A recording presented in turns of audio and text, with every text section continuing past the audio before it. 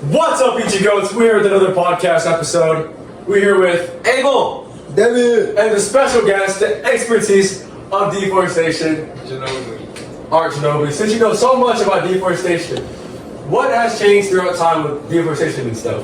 So in recent centuries, it's been accelerating, but in recent years, it's been dying down. But some other changes have been like, it not only does it change streets, it changes the landscape around it. It changes mountains, it changes like everything around it, like wildlife and oxygen. And some really good changes have been like better technology, so you can see illegal deforestation and focus on replanting. So why stay the same? So the things that have stayed the same is like the reasons, like for agriculture, like for money, cash, crops, and animals.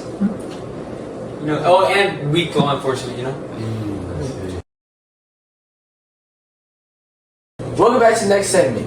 Okay, Ginobili, what do you think about the continuities and changes about deforestation? So the reason why I think the changes are good is because the rates of deforestation have been dying down, like a lot.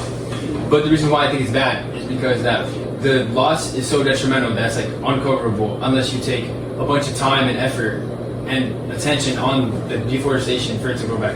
What about the wildlife that gets affected by deforestation? For wildlife, I think not only do they lose their like homes, they also lose like their food, like the oxygen that they need, and like the natural habitats. Like for example, bees, they lose their beehives, and then bears won't have like honey for them to eat. Oh, so you're saying it's like a chain reaction or like the food chain? If one food is in like high demand, the ones that eat them, like they start going like endangered? Yeah, basically. Okay. So back you go to the finale one. So Ginobili, you expert. What changes and or continuous do you think we're gonna see in the near future? So for changes, I think that deforestation is going to be like almost completely gone because we're going to find multiple ways to solve it and different law enforcements to like solve it and better technologies to solve it too.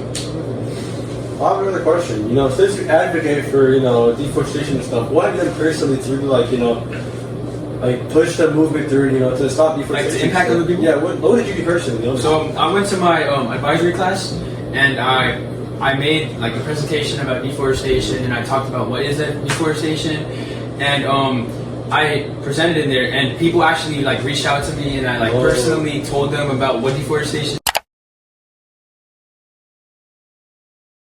is and I was gonna make a social media account, but I think that advisory class was enough to reach out. How much students would you estimate was in that vicinity of the class? How much would you say? How much would I say what? How much students were in the class? Oh, like I think like a good 20 or 30. That's not bad. That's pretty good. So, well guys, that is it for the channel. Thank you for watching and stay tuned.